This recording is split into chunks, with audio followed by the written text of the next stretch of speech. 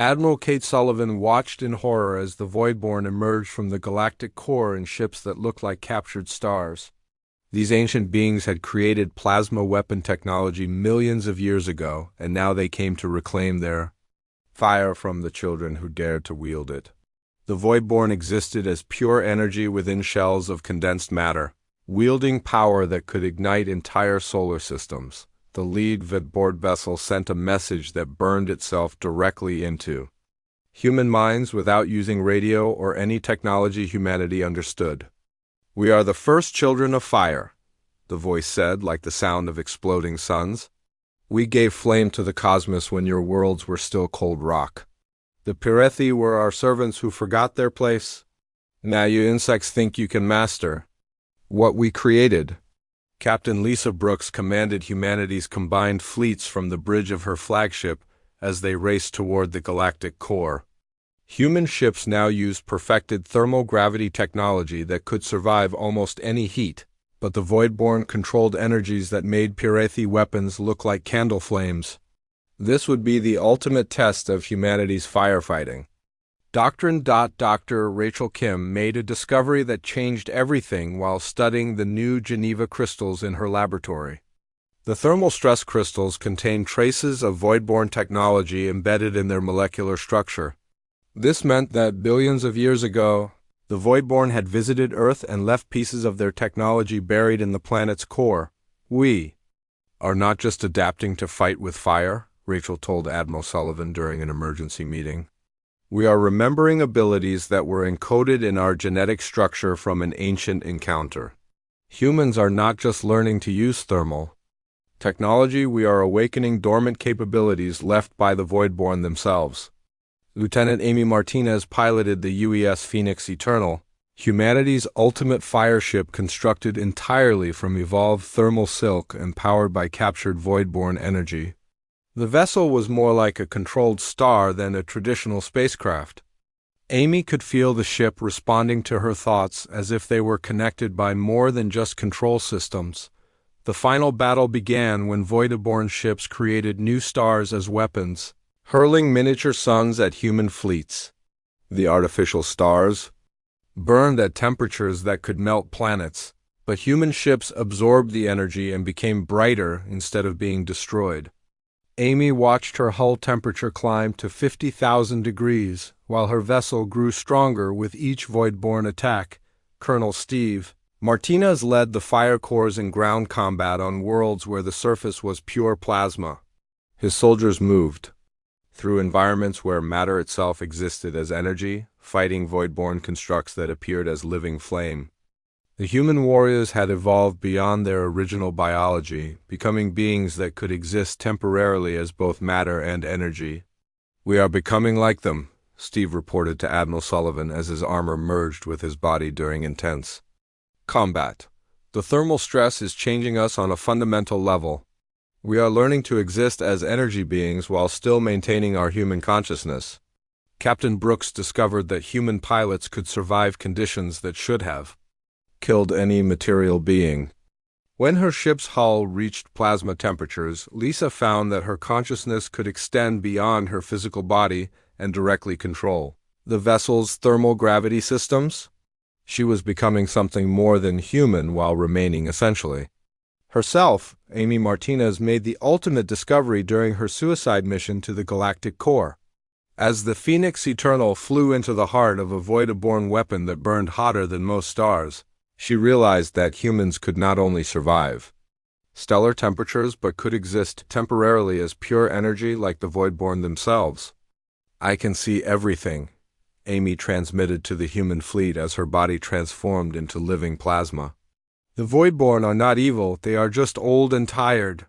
They created fire technology because they were lonely and wanted other species to join them. The Pirethi failed the test by using fire only for conquest. We are passing the test by using fire to protect others." The Voidborn leader appeared to Amy as a being of controlled stellar energy older than most galaxies. "You understand," the ancient entity said with a voice like solar wind. "Fire is not a weapon, it is a gift.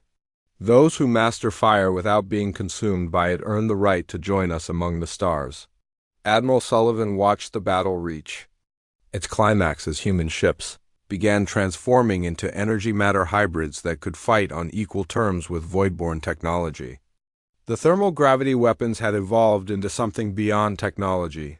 Becoming an extension of human will and consciousness, the voidborne offered humanity a place among the galaxy's ancient powers, the right to exist as energy beings who could travel between stars without ships and create new worlds with focused thought. But humans chose something different. They decided to remain material beings while retaining their mastery of thermal gravity technology. Captain Brooks, now permanently changed by her exposure to extreme energies, established the Thermal Guard. This organization would patrol the galaxy to ensure that the power to fight with fire was used to protect younger species rather than conquer them. Human ships with hulls that gleamed like captured starlight became guardians of civilizations that faced the same plasma weapons that had once threatened Earth. Dr. Rachel Kim continued her research on Luna Base, now understanding that thermal silk was not just a human invention but a rediscovery of voidborne biotechnology. She worked to ensure that future generations would remember both the power and responsibility that came with mastering fire itself. Amy Martinez returned from the Galactic core forever changed by her experience as a temporary energy being. She established training programs to help other humans learn to exist in extreme thermal environments without losing their humanity. The Fire Corps evolved into something between soldiers and priests, guardians of the sacred flame. Colonel Martinez retired from active combat but continued training new generations of Fire Corps soldiers. His daughter Amy had shown that humans could transform themselves when necessary while never forgetting their origins. The Thermal Warriors became protectors of the galaxy's younger species. Megan Foster, now an elderly engineer, taught classes on Luna Base about the war that had transformed humanity. She told young cadets about thermal silk armor and gravity weapons, but mostly she talked about the courage of people who learned to fight fire with an even brighter flame. The Voidborn tested us, Megan explained to her students while thermal silk walls pulsed with gentle warmth around them. They wanted to see if we would use fire to destroy or to create. We chose to create. We learned not just to survive the fire, but to make it our own while remembering that fire is meant to bring light, not darkness. Human ships now patrolled trade routes throughout the galaxy, their thermal gravity technology protecting merchant vessels from pirates and hostile aliens. The same weapons that had defeated the Pirathi Empire now served to keep peace among the stars. Humanity had learned the greatest lesson of all, that true strength comes not from conquering fire, but from using it to help others. Admiral Sullivan spent her final years watching human colonies spread throughout the galaxy, each one protected by thermal guard vessels that could survive any environment and fight any enemy. Humanity had become the galaxy's guardians, not through conquest, but through the willingness to sacrifice everything to protect others from the flames of war. Colonel Steve Martinez stepped onto the burning surface of Ignis Prime wearing armor that glowed like molten metal. The Pirathi fortress world had surface temperatures that reached 800 degrees Celsius, hot enough to melt lead. Most humans would die instantly on such a world, but Steve's fire corps had trained for months to fight in these conditions. His thermal gravity-powered armor used New Geneva crystals to convert the planet's heat into protective force fields. The new armor was a masterpiece of human engineering that combined Dr. Turner's final insights with Megan Foster's crystal research. When exposed to extreme heat, the crystals created localized gravity wells that deflected weapons and increased the wearer's strength. Steve felt like he could lift a tank while wearing the suit on this burning world. Lieutenant Amy Martinez piloted her fighter through the molten metal clouds that surrounded Ignis Prime. The planet's atmosphere was filled with vaporized rock and metal that would destroy any normal aircraft. Amy's ship used thermal gravity technology to fly through conditions that seemed impossible.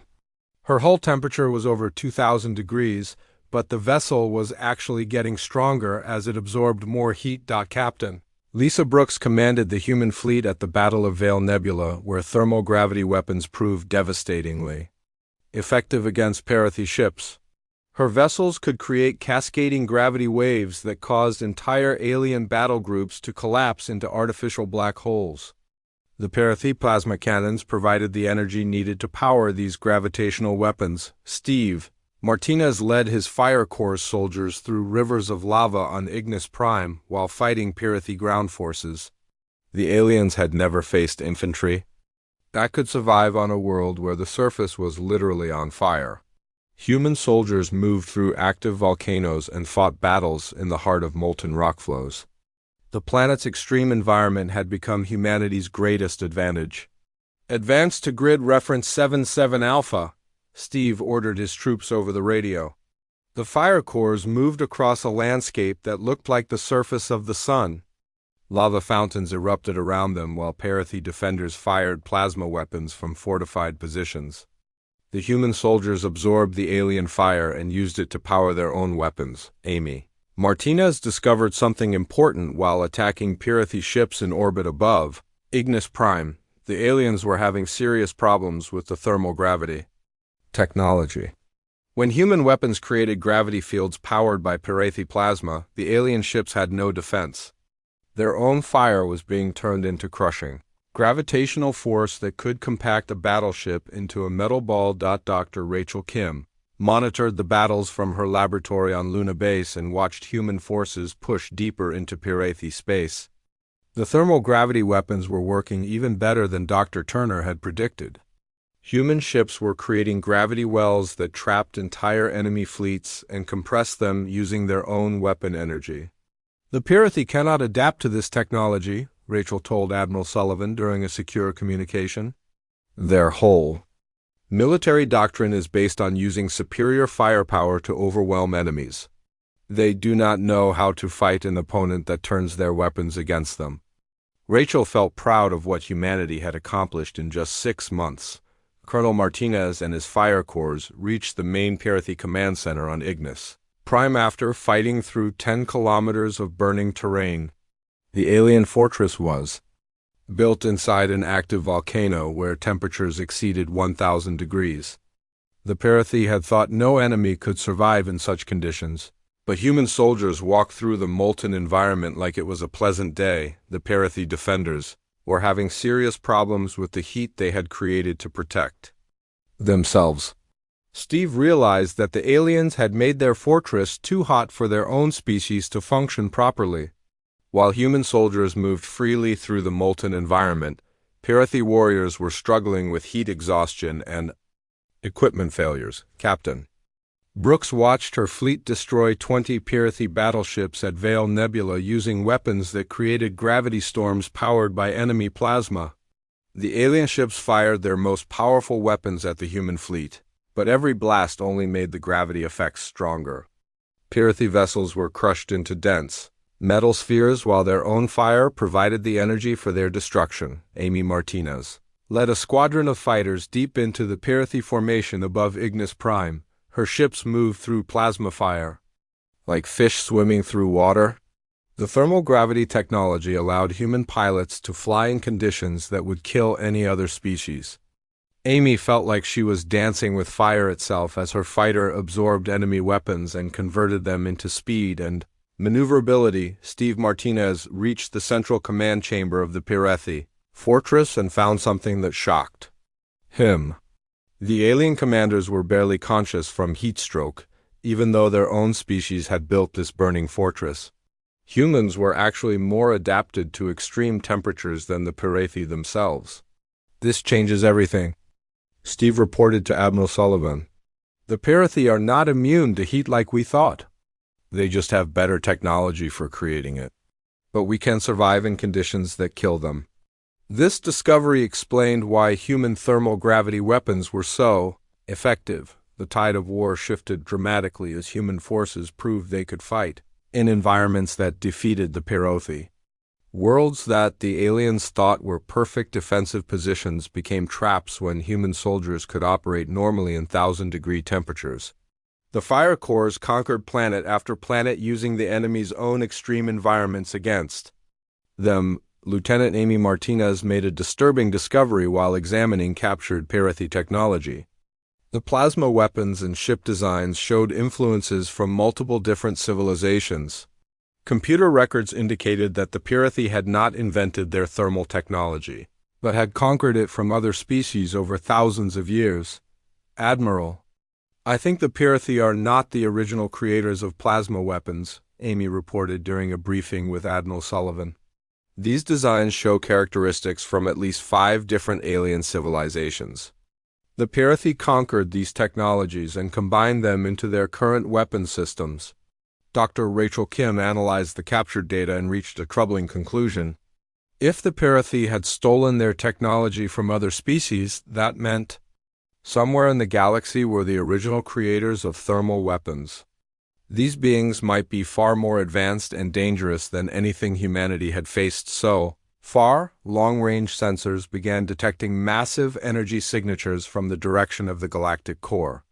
The readings showed power levels that made Pirathi weapons look like toys. Whatever was creating those energy signatures had technology that could manipulate entire star systems. Admiral Sullivan realized that humanity's victory over the Pirathi might have attracted the attention of something much worse. Colonel Martinez stood on the conquered world of Ignis Prime and watched human ships patrol the burning skies. His fire cores had proven that humans could master environments that defeated their enemies. But the sensor readings from deep space suggested that humanity's real test was yet to come. Captain Brooks received new orders to prepare her fleet for deployment to the galactic core. The thermal gravity weapons had given humans victory over the Pirathi Empire, but intelligence suggested that the true masters of fire technology were beginning to take notice of the war. Humanity had won one battle, but the real war might just be starting. Amy Martinez felt both proud and worried as she flew patrol missions over conquered Pirathi worlds. Humans had learned to fight with fire and proven they could survive anything the galaxy threw at them. But the energy readings from the galactic core suggested that humanity was about to face enemies that made the Pirathi look like children playing with matches. Admiral Kate Sullivan stood in the command center on Mars and watched 300 Pirathi ships appear at the edge of human space. 3 months had passed since the victory at Europa, and the aliens had returned with a massive invasion force. The enemy fleet was 10 times larger than anything humans had ever seen. Worse yet, intelligence reports suggested the Pirathi had developed new weapons designed specifically to counter human thermal technology. Commander Rick Thompson led the defense of Proxima Station with 12 human warships covered in thermal silk armor. His battle group had fought in 6 smaller engagements over the past month and won every time.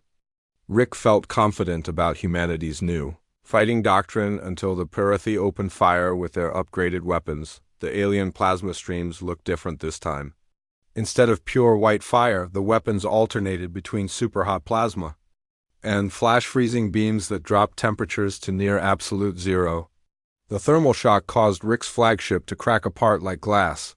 His entire battle group was destroyed in less than 10 minutes. Dr. Alex Turner watched the battle reports from Luna base and realized the Pirathi had found humanity's weakness. The thermal silk armor worked perfectly against steady heat, but rapid temperature changes caused the material to become brittle and break. The aliens had adapted their technology faster than humans could develop countermeasures. On the colony world of New Geneva, civilian engineer Megan Foster was trapped in the burning ruins of Research Station 7 when Pirathi forces attacked the planet. The station had been studying the unique crystal formations found in the planet's core.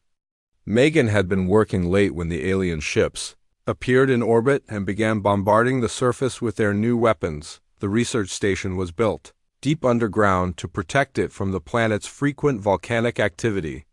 New Geneva was a world of extreme temperatures where lava flows were common and surface temperatures could change by hundreds of degrees in minutes.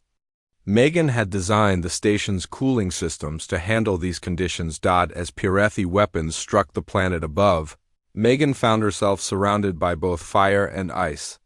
The alien attacks were causing the station's temperature to swing wildly between freezing and burning. Most of the equipment was destroyed, but Megan noticed something strange happening to the crystal samples. The crystals from New Geneva's core were not just surviving the temperature changes, they were actually getting stronger.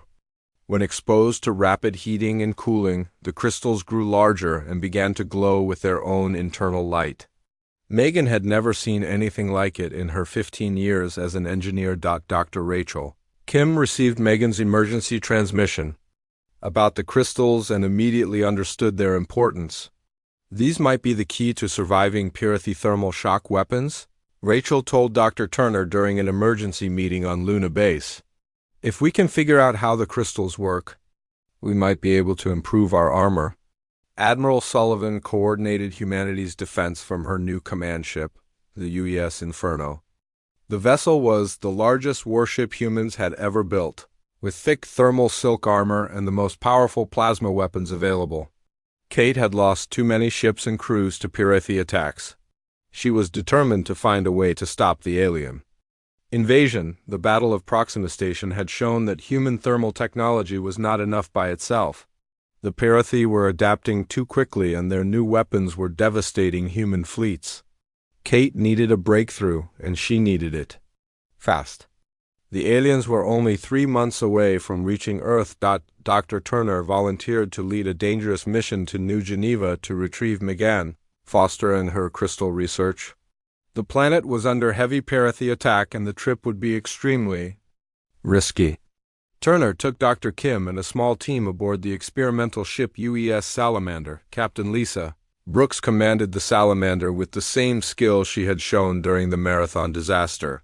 Lisa had survived the first encounter with Pyrithy weapons and learned valuable lessons about fighting in extreme temperatures. Her ship was equipped with the latest thermal silk armor and improved cooling systems. The journey to New Geneva took the Salamander through 3 battle zones where human and Pyrithy fleets were fighting. Lisa had to use all her piloting skills to avoid the streams of plasma fire that filled space around the contested worlds. The ship's thermal silk armor glowed constantly as it absorbed energy from nearby weapon strikes. Megan Foster was still alive when the rescue team reached Research Station 7. She had been living in the deepest parts of the underground facility, using the natural geothermal energy to power basic life support systems. The crystal samples were stored in a special vault that had protected them from the worst of the Pyrithy attacks. The crystals do not just resist temperature changes, Megan explained to Dr. Turner as they prepared to evacuate. They actually use thermal stress to grow stronger and create energy. I think they might be able to generate localized gravity fields when subjected to extreme heat cycles. Dr. Turner felt excited as he examined Megan's research data. If the crystals could create gravity effects, they might be the key to developing weapons that could turn Pyrithy plasma into gravitational forces. The aliens would find it much harder to adapt to weapons that use their own fire to create crushing gravity fields. Pyrithy interceptors attacked the Salamander during the evacuation. Captain Brooks fought a running battle through New Geneva's atmosphere while volcanic eruptions and alien weapons filled the sky with fire. The ship's hull reached temperatures that would have destroyed any vessel not covered in thermal silk armor. Dr. Turner was severely injured when a Pyrithy plasma blast breached the Salamander's hull near the science lab. Shrapnel from the explosion pierced his chest and he began bleeding internally. As medics worked to save his life, Turner continued studying the crystal samples and making calculations on his tablet computer. The thermal stress creates microfractures in space-time itself, Turner whispered to Dr. Kim as he lay dying in the medical bay. The crystals use those fractures to manipulate local gravity. We can build weapons that turn heat into gravitational force. His final words provided the breakthrough humanity needed. Captain Brooks managed to get the Salamander back to Luna Base. Despite heavy damage and Pyrithy pursuit, Dr. Turner died during the flight, but his sacrifice had given humanity the knowledge needed to develop gravity thermal weapons. The crystal research would change the course of the war. Dr. Kim took over the weapons development program and began creating prototypes based on Turner's final insights. The new technology combined thermal silk armor with New Geneva crystals to create materials that could generate gravity fields when heated. Human ships would soon be able to trap Pirathi vessels using their own plasma fire. Admiral Sullivan read the research reports and felt hope for the first time in months. Humanity had lost many battles and brave people like Dr. Turner, but they were learning to fight an enemy that had seemed invincible. The Pirathi might control fire, but humans were about to turn that fire into something even more powerful. The invasion fleet continued moving toward Earth while human scientists worked frantically to develop gravity thermal weapons. Time was running out, but humanity finally had a new strategy that might allow them to survive. The next battle would determine whether humans could master the technology that Turner had died to discover. Captain Roy Peterson stood on the bridge of the UES Phoenix and watched 15 Pirathi ships approach Jupiter's moon Europa. His vessel was humanity's first ship built with thermal silk armor and plasma channeling systems. Roy had volunteered to command this experimental warship even though he knew it might kill him. 6 months ago, he had almost died testing the thermal silk in a small fighter. Today he would find out if humans could really fight fire with fire. The Phoenix looked different from other human ships. Its hull was covered in the strange thermal silk material that Dr. Rachel Kim had invented. The armor appeared black and smooth when cool, but Roy knew it would glow like a star when the Pirathi attacked.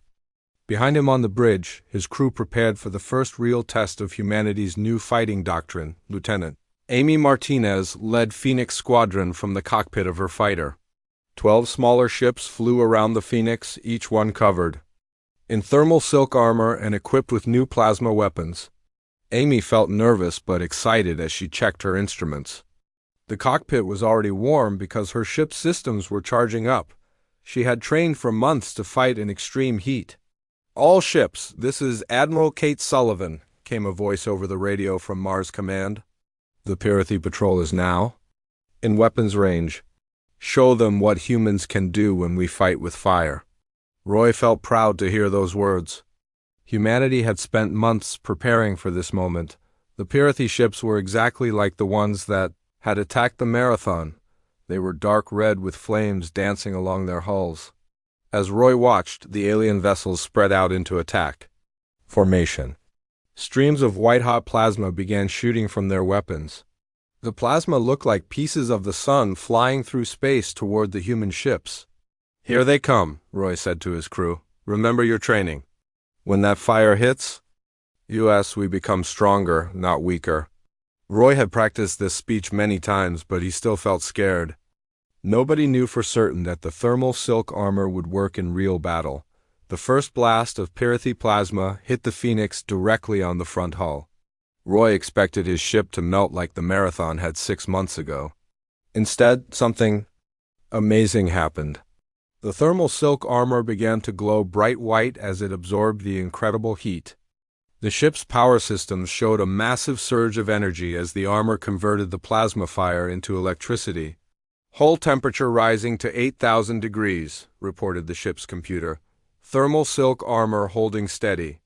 Power generation at 300% of normal." Roy could hardly believe what he was hearing.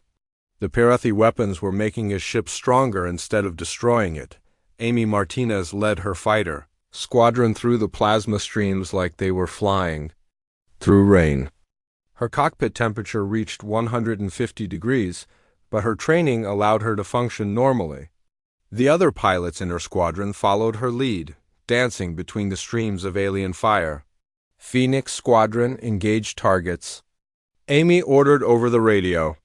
Her fighters released controlled bursts of plasma created by their own fusion reactors. The human plasma weapons were not as powerful as Pirathi fire, but they were still incredibly hot. Amy watched with satisfaction as her squadron's weapons struck the nearest alien ship. Chief Weapons Officer Greg Hayes sat at his station aboard the Phoenix and prepared to activate the Phoenix Protocol. This was humanity's secret weapon, designed by Dr. Alex Turner and his team. Instead of firing normal missiles or energy beams, the Phoenix would release superheated plasma created by feeding captured Pirathi fire through fusion reactors. "Phoenix Protocol ready," Greg reported to Captain Peterson.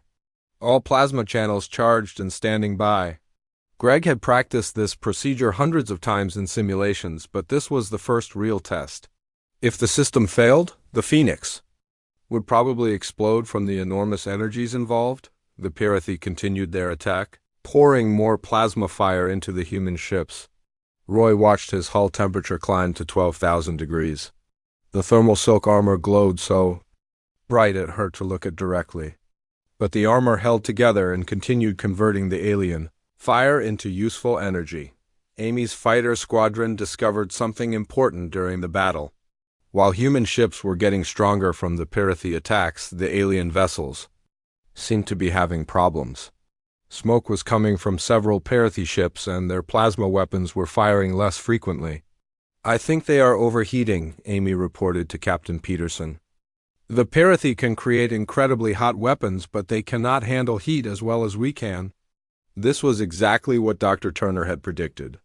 The aliens had powerful technology, but they were not adapted to survive in extreme temperatures. Captain Peterson gave the order to activate the Phoenix protocol. Greg Hayes pressed the firing controls and watched as his ship released a stream of plasma even hotter than Pirathi weapons. The captured alien fire had been concentrated and redirected through human fusion reactors. The result was devastating. The Phoenix's plasma stream struck the largest Pirathi ship and burned completely through its hull. The alien vessel broke apart in a series of explosions as its own weapon systems overloaded. The other Pirathi ships seemed shocked that humans could match their firepower. Amy Martinez pressed her advantage and led her squadron in a coordinated attack on the second Pirathi ship. Human fighters moved through the battle zone at high speed while their hulls glowed from absorbed plasma fire. The aliens had never fought an enemy that could survive and even benefit from extreme heat. The battle continued for 2 hours as human and Pirathi ships exchanged plasma fire. Roy Peterson felt the Phoenix shaking as more alien weapons hit his ship. The thermal silk armor was performing perfectly, but the crew was suffering from the incredible heat. Even with the best cooling systems, the bridge temperature had reached 90 degrees. "Captain, I am reading critical failures in the Pirathi formation," reported the ship's tactical officer. "3 of their ships are dead in space and the others are retreating." Roy could hardly believe it. Humanity had actually won its first battle against the Pirathi Empire. The victory came with a terrible cost. Captain Peterson collapsed at his command station as thermal shock overwhelmed his body.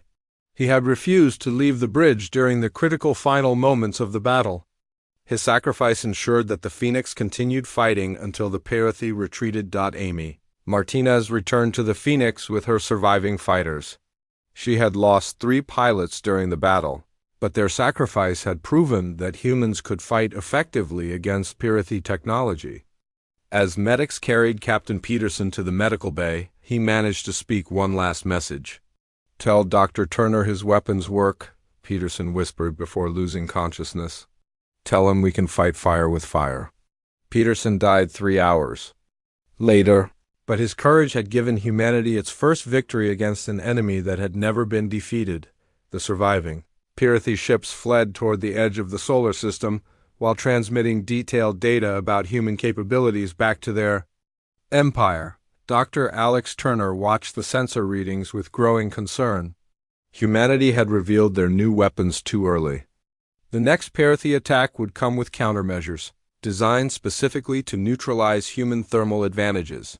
Admiral Kate Sullivan read the battle reports from her command center on Mars. Humanity had won an important victory, but the war was just beginning. The real Pirathi invasion fleet was still coming, and now they would know exactly how humans planned to fight them. Dr. Alex Turner looked at the piece of melted metal on his desk. The metal came from the UES Marathon after its fight with the Pirathi ships. 6 months had passed since that terrible battle, and Alex still could not believe how hot the alien weapons burned. The metal had been the ship's strongest armor, but the Pirathi fire melted it like butter. Alex worked at the Luna Research Complex on Earth's moon. The best scientists from all human worlds came here to solve the Pirathi problem. Admiral Kate Sullivan had given them unlimited money and resources. Every day that passed brought humanity closer to the alien deadline. In 6 more months, the Pirathi would return with a full invasion fleet. The plasma burns at temperatures we can barely measure, Alex told his team during their morning meeting. Dr. Rachel Kim sat across from him looking at computer models of the alien weapons. Dr. Ben Hughes drew pictures of possible human weapons that might work against the Pirathi. All 3 scientists had been working day and night for months. Rachel had been studying material science for 15 years. She knew more about metal and composites than anyone else on Luna. Every material we test just melts instantly, she said while showing holographic displays of her experiments. Steel, titanium, even our best spacecraft armor. Nothing can stop plasma that hot. Ben was humanity's top weapons designer. He had created the guns and missiles used by human space forces. His new weapon designs looked impressive on paper, but they all had the same problem. We can build bigger guns and stronger missiles, Ben said, but what good are weapons if our ships melt before we can fire them? The 3 scientists had tested hundreds of different approaches. They tried making shields from ice, thinking the cold might help. The Pirathi plasma melted 20 meters of solid ice in 2 seconds. They tried using magnetic fields to push the plasma away.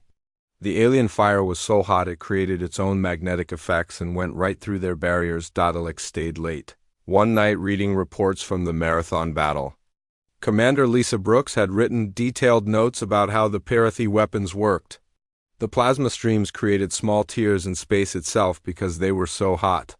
The tears lasted less than 1 second, but they showed just how powerful the alien fire was. Maybe we are thinking about this wrong, Alex said to himself while drinking coffee at 2 in the morning. Everyone tries to stop fire with water or dirt. But what if you fight fire with fire? The next day, Alex shared his new idea with Rachel and Ben. Instead of trying to block the Pirathi plasma, maybe humans could redirect it.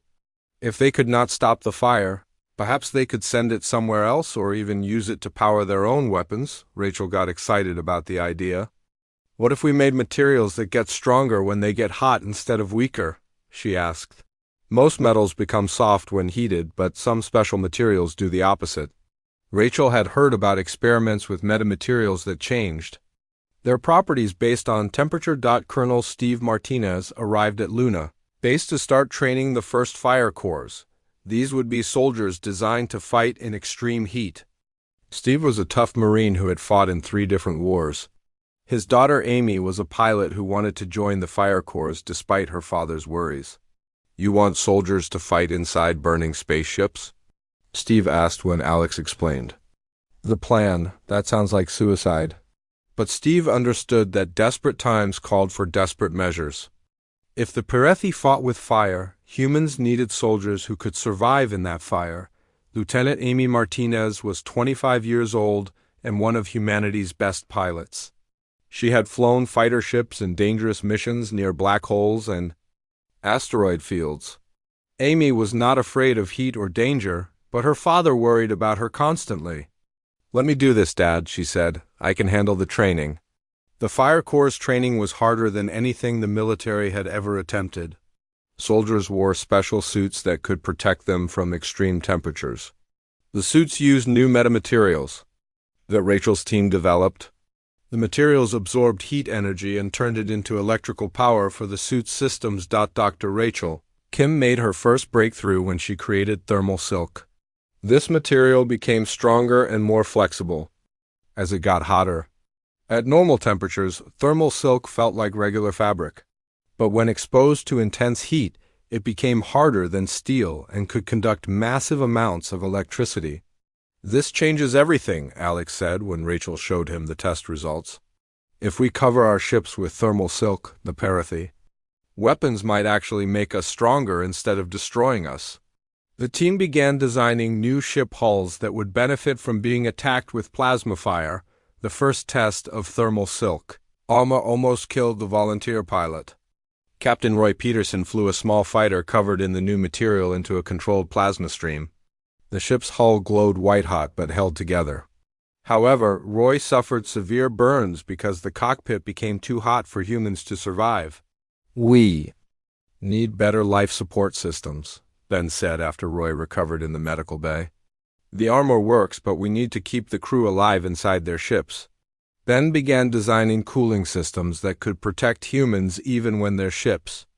Hull reached thousands of degrees. Dr. Alex Turner worked on the biggest challenge of all.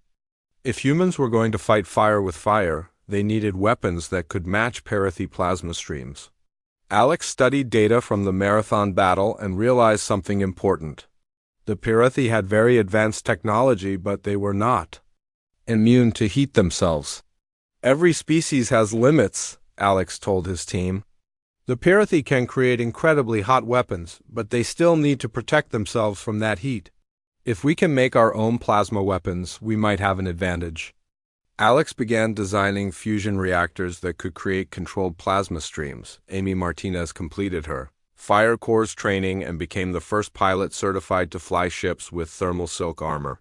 She could operate her fighter even when the cockpit reached 200 degrees. Most humans would die at that temperature, but Amy had trained her body to handle extreme heat. The months passed quickly as human scientists and soldiers prepared for war. Admiral Kate Sullivan received regular reports about new weapons and armor. The technology looked promising, but nobody knew if it would work in real battle. The Parathi had conquered 17 other civilizations. What made humans think they could do better? Time was running out when long-range sensors detected ships at the edge of the solar system. 15 Parathi vessels approached Earth, moving faster than anything humans had ever built. Admiral Sullivan gave the order to test humanity's new firefighting doctrine in actual combat. Alex Turner felt both excited and terrified as he watched the sensor reports. Everything humans had learned about fighting fire was about to be tested against an enemy that had never lost a war. Captain Jake Morrison stood on the bridge of the UES Marathon and watched the stars through the main window. His ship moved slowly through space near planet Kepler 442b. The crew had been exploring this system for 3 weeks now. They found nothing dangerous so far. The planet below looked peaceful with its blue oceans and green land masses. Jake felt good about this mission. Commander Lisa Brooks sat at her station checking the ship's sensors. She had been doing this job for 10 years and knew how to spot trouble. The marathon carried 2,000 people, including scientists, engineers, and soldiers. This was humanity's best ship for exploring new worlds. Lisa liked working with Captain Morrison because he made smart choices and cared about his crew. "Captain, I'm getting some strange readings," Lisa said while looking at her screen. 3 large objects were moving toward them from the outer edge of the system. The objects were huge, bigger than any ship humans had ever built. Each one was 5 times longer than the marathon. Jake walked over to Lisa's station and looked at the data. "How fast are they moving?" he asked. The readings showed the ships would reach them in less than 1 hour.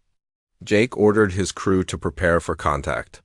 This would be humanity's first meeting with alien ships. Chief Engineer Danny Clark was working in the engine room when the alert came through the ship's speakers. He had been fixing a power coupling that kept shutting down. Danny knew every part of the Marathon's engines. He had helped build this ship on Mars 5 years ago. The engines were the best humans could make, but Danny always worried they would break down at the wrong time. The alien ships got closer and Lisa could see them better on her screens. They were dark red like blood and had a strange shape. Fires seemed to dance along their hulls even though they were in the cold of space. The ship sent a message to the Marathon using basic math and pictures. The message was simple and clear. "You will surrender now," the message said. "All carbon life forms are weak and must serve the Parathi Empire. We have conquered 17 star systems. Your ships and weapons cannot hurt us. Submit or die." Jake read the message twice. He had hoped their first contact with aliens would be peaceful. These Parathi seemed to only want war and slaves. Jake sent back a message saying humans would not surrender. They wanted to talk and find a peaceful solution. The Parathi response came quickly. "You have chosen death," the alien message said. "We fight with the fire of stars. Your metal ships will melt like ice." The 3 Parathi ships spread out and began to glow brighter. Streams of white-hot fire shot out from their weapons. The fire was not normal flame, but something much hotter. It looked like pieces of the sun itself flying through space toward the Marathon. Lisa had never seen anything like it. "Shields up," Jake ordered. The Marathon's energy shields powered on just as the first blast of alien fire hit them. The shields held for 3 seconds, then failed completely. The super-hot plasma burned through the shield energy like it was not even there. Danny watched in horror as his instruments showed the ship's outer hull starting to melt. "Hull breach on Deck 7, came a voice over the speakers. Temperature rising in sections 4 through 12. The alien fire was so hot it made the ship's metal hull flow like water. Danny had designed the Marathon to survive asteroid impacts and energy weapons, but this alien fire was something else entirely. More blasts hit the ship, and more holes opened in the hull. The crew ran to emergency stations while Jake tried to keep his ship together. The Parathi weapons fired streams of plasma that burned at 50,000 degrees. No human technology could stop fire that hot. "We need to run," Lisa said while watching more of their hull melt away. "The ship cannot take much more of this." Jake hated the idea of running from a fight, but he knew Lisa was right. If they stayed here, everyone would die. Donnie worked fast to get the jump engines ready. The engines needed 5 minutes to charge up for a long-distance jump. The ship shook as more alien fire hit them. Emergency lights flashed red throughout the Marathon as systems failed one by one. "Jump engines ready," Danny reported. "But we have lost 40% of our hull. Many crew members are hurt." Jake gave the order to jump. The Marathon disappeared in a flash of light just as another wave of Parathi fire reached their position. They appeared near Mars 3 days later, badly damaged and carrying terrible news. Earth's leaders listened to Jake's report with growing fear. Admiral Kate Sullivan read the Parathi message that came 1 week later. "Humans have 1 year to surrender all colonies and become slaves of the Empire. If you refuse, we will burn every world you call home. We fight with fire itself. You cannot win." Kate looked out the window at the red planet Mars and wondered how humanity could fight an enemy that used stars as weapons.